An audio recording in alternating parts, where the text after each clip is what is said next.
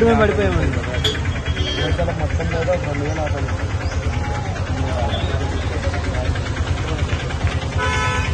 Road మీద service తిరిగే బండ్లు కూడా ఇబ్బంది అవుతుంది. చర్లగంటపురం వెళ్ళే వాళ్ళ పరిస్థితి మరీ దారుణం. వారానికి 2 ట్రిప్పులైనా పడేది సార్. ఇప్పుడు ఒక ట్రిప్ కూడా పడట్లా. వారానికి 2 ట్రిప్పులైనా పడేది మాకు. అది శనివారాలే మాకు సర్వీస్ ఉండేది. అలాంటిది కూడా ఒక ట్రిప్ కూడా పడట్లా మాకు ఫ్రీ బస్సుల వల్ల. ప్రతి ఒక్కళ్ళు వస్తున్నారు, బస్సు ఫ్రీ అంటున్నారు, వెళ్ళిపోతారు. మా ఆటోకి వచ్చి కూడా ఫ్రీ బస్సే ఫ్రీగా ఉంటుంది కదా, ఆటోకి 10 రూపాయలు ఇస్తాం వస్తుంది.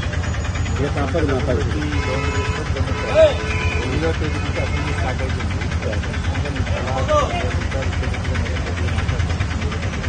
ఆ పని చేయండి. ఇంతకుముందు 500-600 వచ్చేది, 200-300కి వచ్చింది. ఎక్కే వాళ్ళ దగ్గర సార్ బాగా సార్ అది వచ్చే మంచిది కాపాడాను కదా.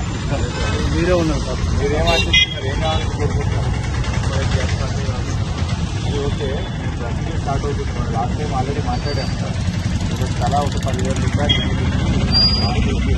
కూడా కాపాడాలి. వాళ్ళు ఇన్స్టాల్మెంట్ కట్టాలి.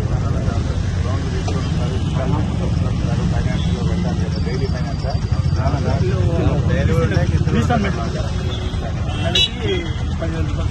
ఇప్పటికి దాదాపు 10 మంది 12 మంది ఆత్మహత్య చేశారు. 12 మంది అయింది సార్. 12 మంది ఆత్మహత్య చేశారు. 16వ తారీఖు మంది చనిపోయినా ప్రభుత్వం ఇంతకు మంది అదేమి పడుకోవచ్చు. మాట్లాడుతున్నారు తీసుకెళ్ళారు సార్. కాంతారా గారు తీసుకెళ్ళారు. ఉన్నాడు కాంతారావు. ఈరోజు రమ్మన్నారు సార్. గట్టిగా మీ పక్షాన్ని మాట్లాడి మీకు న్యాయం చేసేదాకా కూడా మీకు వెళ్ళండి. Thank you sir.